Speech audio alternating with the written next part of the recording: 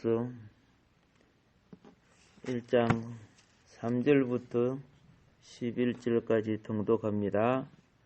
내가 너희를 생각할 때마다 나의 하나님께 감사하며 간구할 때마다 너의 무리를 위하여 기쁨으로 항상 간구함은 너희가 첫날부터 이제까지 복음을 위한 일에 참여하고 있기 때문이라. 너희 안식에서 착한 일을 시작하신 이가 그리스도 예수의 날까지 이루실 줄을 우리는 확신하노라. 내가 너희 무리를 위하여 이와 같이 생각하는 것이 마땅하니 이는 너희가 내 마음에 있음이며 나의 맹인과 복음을 변명함과 확정함에 너희가 다 나와 함께 은혜에 참여한 자가 됨이라. 내가 예수 그리스도의 심장으로 너희 무리를 얼마나 사모하는지 하나님이 내 정인이시니라. 내가 기도하노라. 너의 사랑의 지식과 모든 총명으로 점점 더 풍성하게 하사 너희로 지극히 선한 것을 분별하며 또 진실하여 허물없이 그리스도의 날까지 이르고 예수 그리스도로 말미암아 의의 열매가 가득하여 하나님의 영광과 찬송이 되기를 원하노라. 아멘. 그리스도인의 기쁨. 빌립보서 1장 3절부터 11절까지 읽었습니다. 그리스도의 기쁨에 처음 오늘 본문에 말씀하는 것은 1장 4절에 보면은 간구할 때마다 너의 무리를 위하여 기쁨으로 항상 간구함은, 이건 기도의 기쁨을 말하는 겁니다. 기도의 기쁨. 이 간구라는 것은 간청적인 소원을 뜻하는 건데, 바울은 빌립보 교회를 생각할 때마다 자꾸 감사가 나오는 거예요. 3절에 내가 너희를 생각할 때마다 나의 하나님께 감사하며, 자꾸 감사가 나와. 생각할 때마다 괘씸한 자가 있고 저주하고 싶은 자도 있겠지요. 그런데 오늘 빌립보 교회를 생각할 때마다 감사가 나오는 거예요. 간구할 때마다 기쁨으로 간구할 마음이 일어나고 있는 거예요. 그래서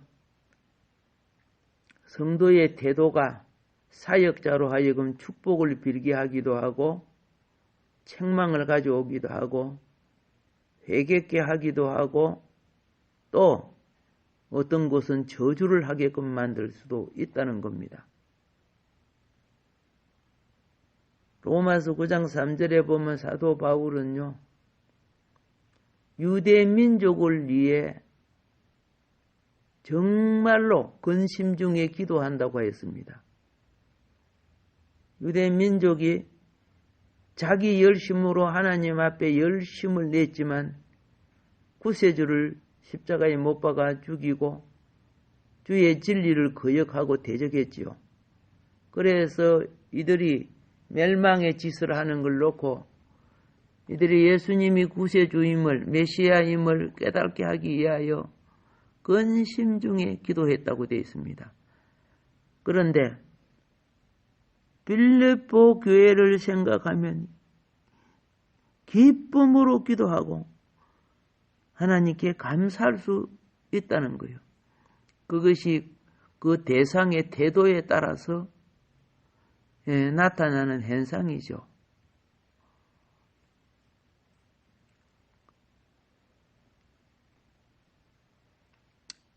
바울이 갈라디아 교회와 고린도 교회를 위하여 기도할 때는요,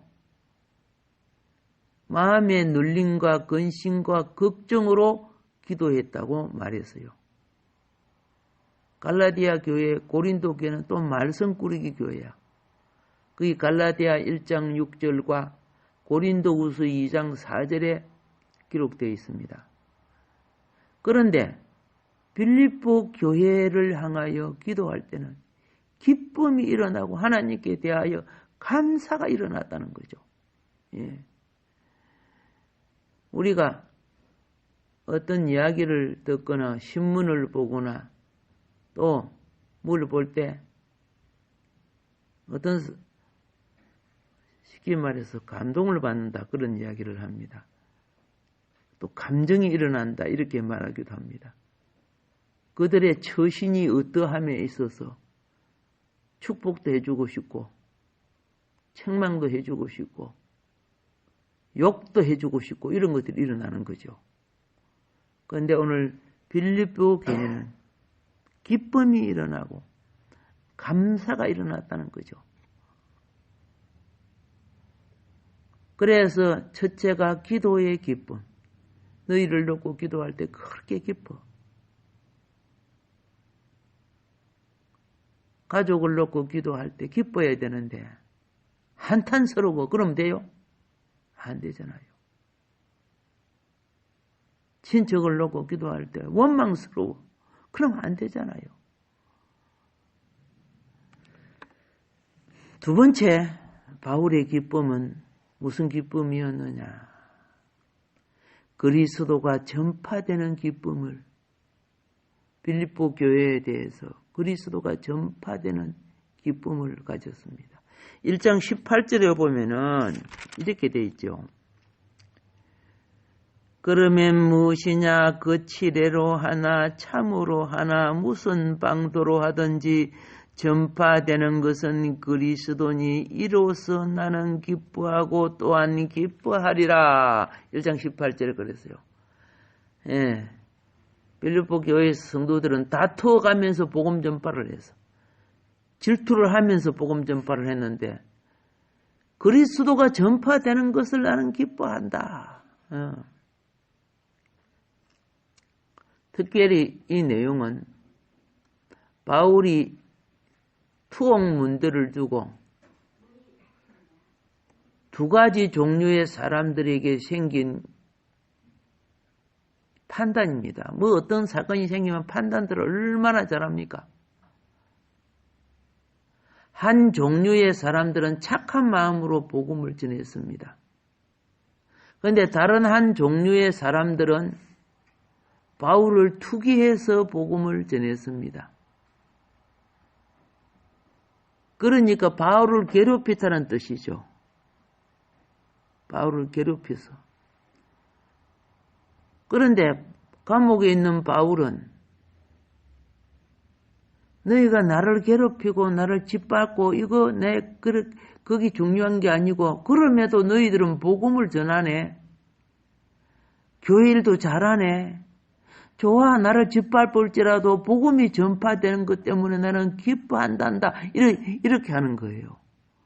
사람은 자기에게 피해가 되고 손해가 되면 막 그렇잖아요. 그런데 바울은 내가 피해가 되고 손해가 되는 게 중요한 게 아니고 우리가 욕을 하든지 그죠? 성격이 안 좋아도 기도 생활 잘하고 예배 생활 잘하고 복음 전하는 생활 잘하는 사람들이 있어요. 그런데 바울은 복음 전하는 것을 놓고 기뻐했다는 겁니다. 이게 바울의 성숙한 신앙 정신이죠. 바울은 목적이 무엇이냐?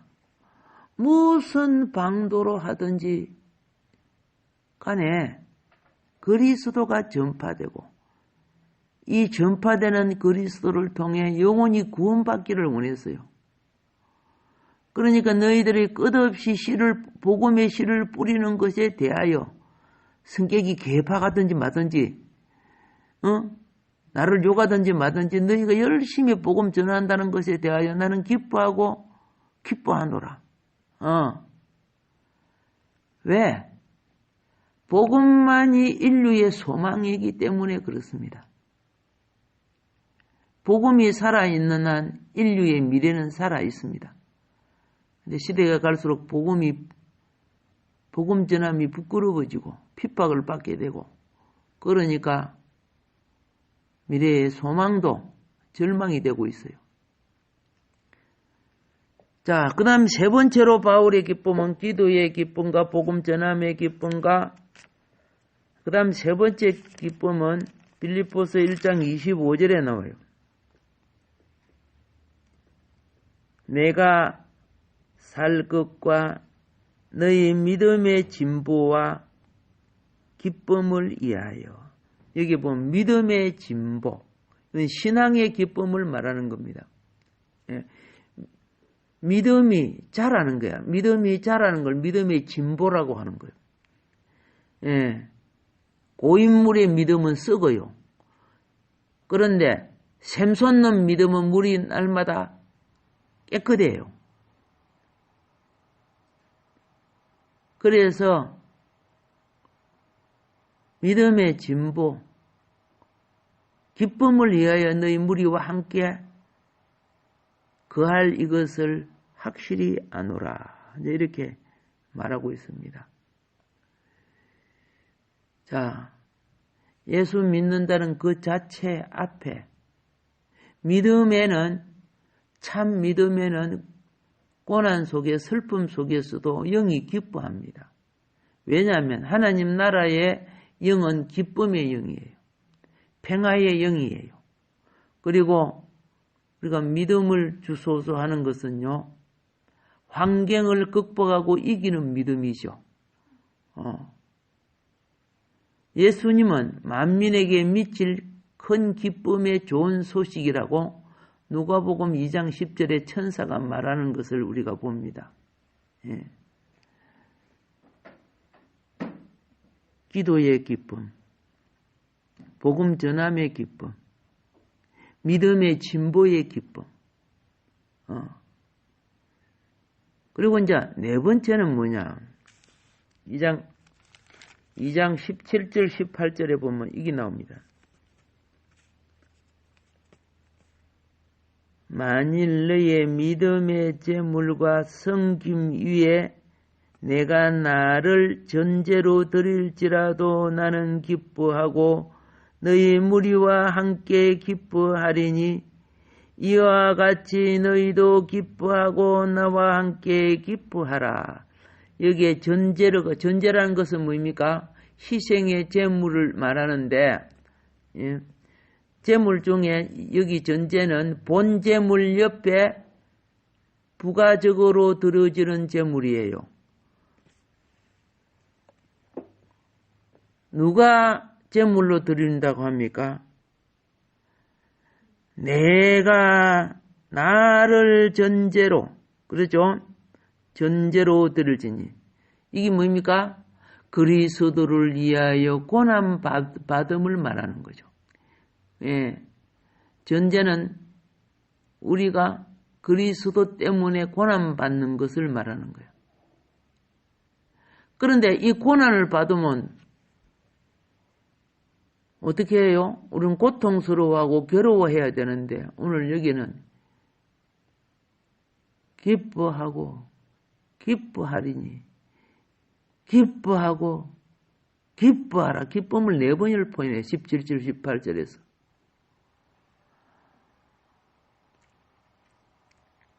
전제는 또 성경에 관제로도 번역이 되어 있습니다. 관제.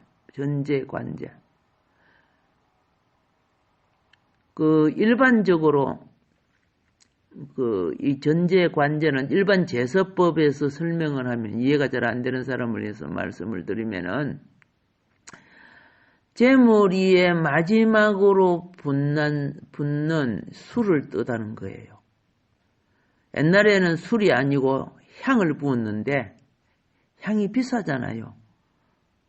그런데 술도 냄새가 나니까 나중에는 전부 술로 바꿔버려. 그래서 소주 한 잔 딱 부어주는 것처럼. 예.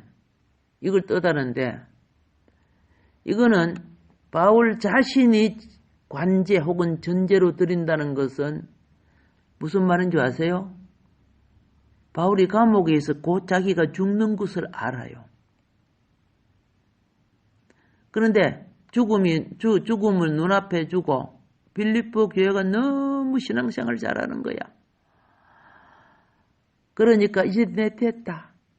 너희들이 신앙생활을 잘하는 걸 보고 내 이제 죽는 것도 기쁨이다.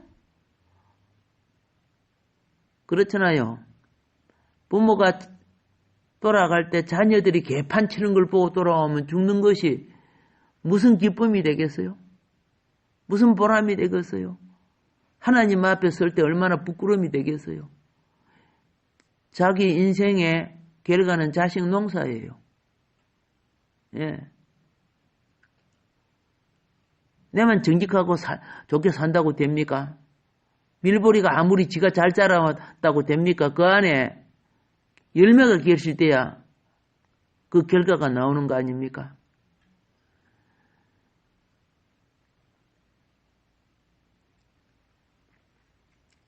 그래서 바울은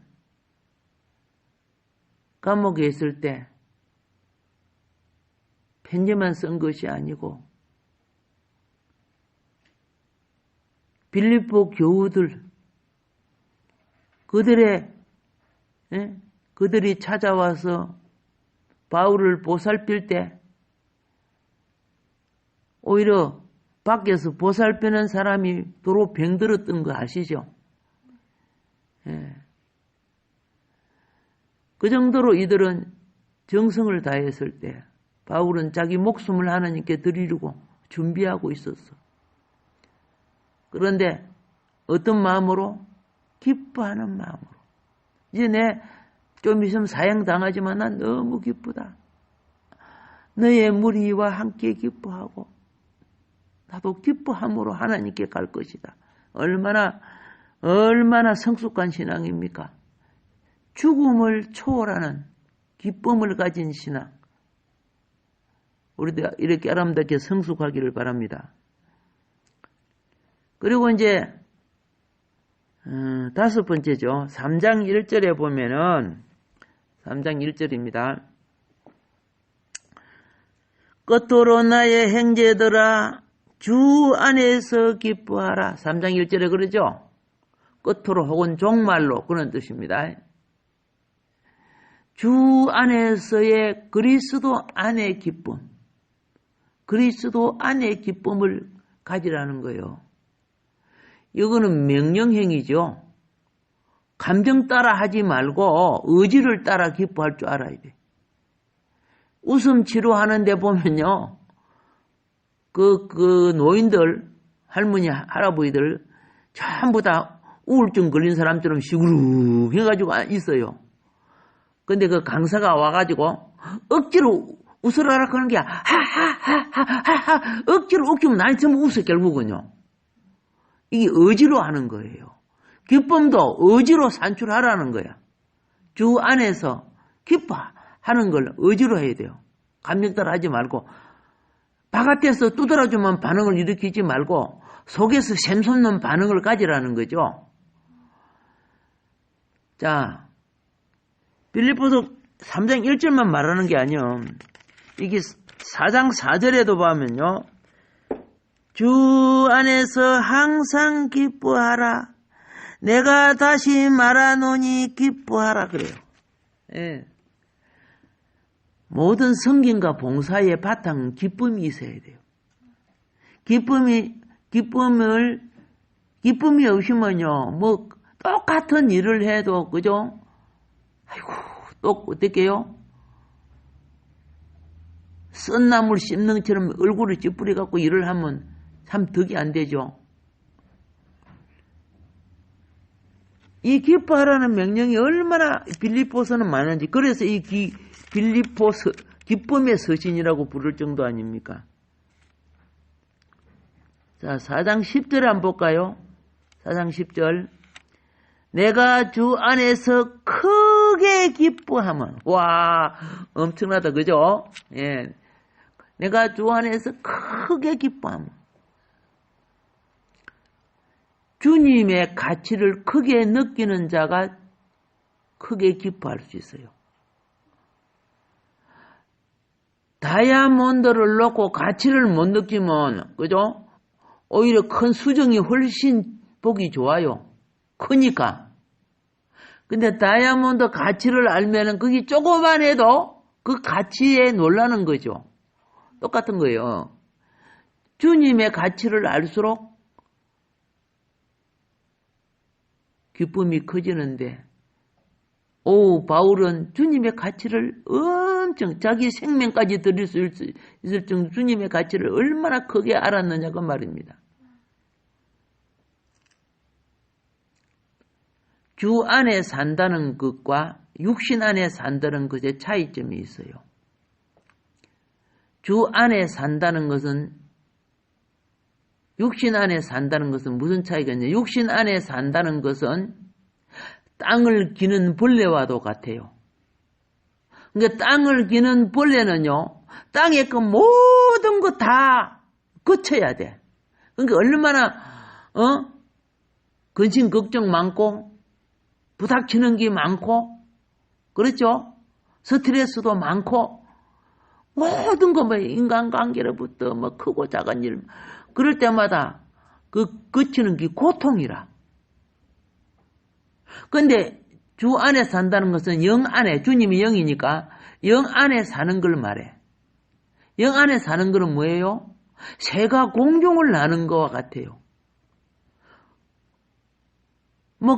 앞에 구덩이가 있고 더러운 것도 있고 가시와 엉겅퀴가 있는데 벌레는 그걸 다 거쳐야 돼. 그렇게 거칠 수밖에 없어. 내 성질머리가 그러니까. 근데 영 안에 사는 거는 새가 그 위로 날아가 버리잖아. 초월해. 그러니까 똑같은 상황도 기쁨으로 초월하는 사람이 있고, 똑같은 상황도 그죠? 짜증을 내고 원망하는 사람이 있어요. 하나는 벌레 수준이고, 하나는, 나비나 새 수준이야. 똑같은 상황에 그 사람의 인격이 나타나는 법이요.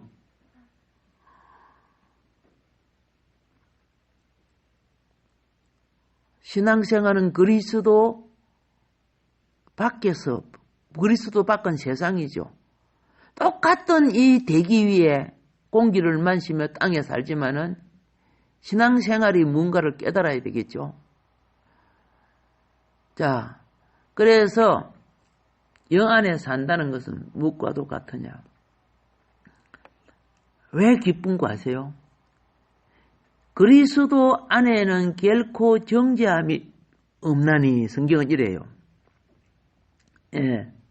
생명의 성령의 법이 죄와 사망의 법에서 우리를 건져냈다. 이게 로마서 8장 1절부터 2절의 말씀인데, 성령이 같이 하는 것이 그리스도 안에 사는 거죠.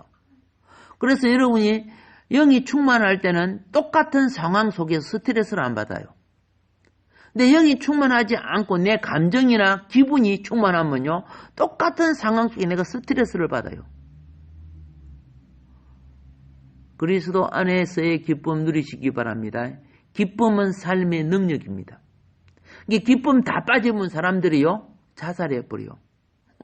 맨 마지막은 기쁨이 다 빠져버리면 살 보람이 하나도 없으니까. 그래서 이 기쁨은 사랑의 선물입니다. 기쁨은 무엇이다? 사랑의 선물. 4장 10절요. 다시 볼게요. 내가 주 안에서 크게 기뻐하면 너희가 나를 생각하던 것이 이제 다시 싹이 남이니. 그랬어요. 다시 싹이 남이니. 옛날에도 싹 났는데 또 다시 싹이 난다는 거죠. 너희가 또한 이를 위하여 생각은 하였으나 기회가 없었느니라. 여기 보면 다시 싹이 나는 게 뭡니까? 없었던 것이 생겼다. 선물이란 거야. 선물.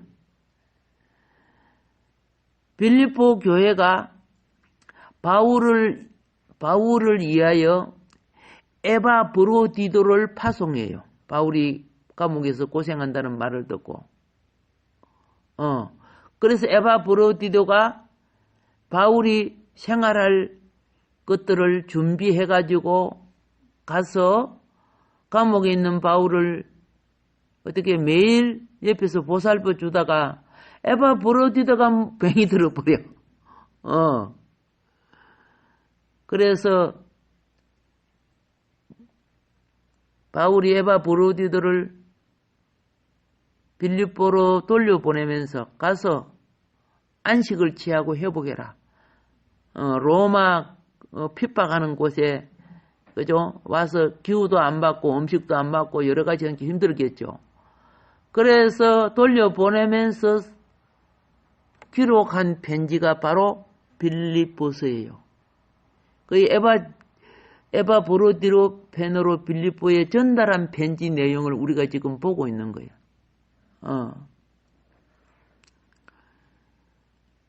에바브로디도 펜에 상당한 많은 예물을 보내줬었어. 그래서 그 로마 시대에도요, 보석금이라는 것이 있어요. 완전히 풀어주는 건 아니지만은 보석금을 받으면은 감옥 아니고 연금, 가택에 연금돼 가지고 거기서 생활할 수 있어. 그러니까 상당히 많은 돈을 갖고 온 거죠. 그러니까 보석금을 내고 바울은 그 뒤에 뭐 합니까? 셋집이지, 일종의 셋집을 빌려갖고 거기서 편지 쓸 수 있고 이제 하나님 일을 할 수 있게끔 했어요. 그러나 어제 뭐 가지는 못해요. 다 지키니까. 우리들도 그 보면 또 연금 가택하는 사람들 있죠. 예, 뭐 그런 식으로 합니다. 자, 그래서 바울은 이것을 하나님이 받으실 만한 향기로운 제물이요. 빌립보서 4장 18절에서 그 나오는 내용이죠. 내게 모든 것이 있고 또 풍부한지라 에바브로디도의 펜에 너희가 준 것을 받았으므로 내가 풍족하니 이는 받으실 만한 향기로운 제물이요 하나님을 기쁘시게 한 것이라. 만일 바울이 계속 그 차가운 돌바닥 감옥에 있었다가 아마 병들어 버렸을 거예요. 자, 그래서 진정한 그리스도인의 기쁨이 무엇인가를 빌립보를 통해서 우리에게 지금 계시하고 있습니다.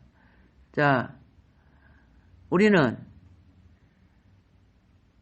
기쁨을 주는 것은 복이 있는 일입니다. 그렇죠? 그리고 또 보세요. 하나님이 받으실 향기로운 제물이라고 말했습니다. 예.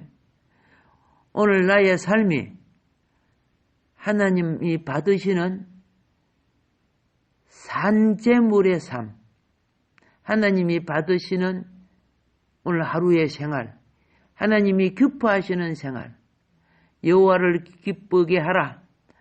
그리하면 내가 너의 소원을 이루어 주리니. 성경은 그렇게 약속하고 있습니다. 오늘 하루도 믿음의 승리 일어나기를 주의 이름으로 축복합니다. 기도합니다. 하나님, 사랑해 주심을 감사합니다.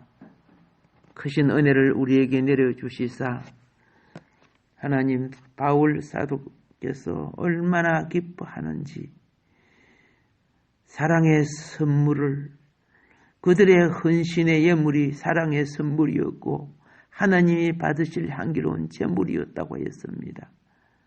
아버지, 그리스도의 안에 주 안에 가질 이 기쁨 샘솟게 하여 주시고, 또 주님 뜻대로 살다가 오는 여러 가지 그리스도를 위한 고난 속에 성령의 끝없이 부어주시는 그 역사로 기쁨이 샘솟게 하여 주시고,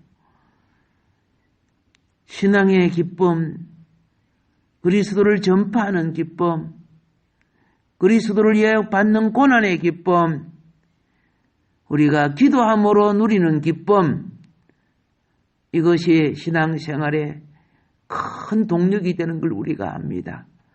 오늘도 새벽전 귀한 은혜 더하여 주시사 오늘도 하루 모든 일가에 새벽전에 성령의 부어주심이 기쁨의 능력이 되어 주전일 잘 감당하게 심령을 붙들어 주시고 능력으로 채워 주소서. 예수님 이름으로 감사하며 기도합니다.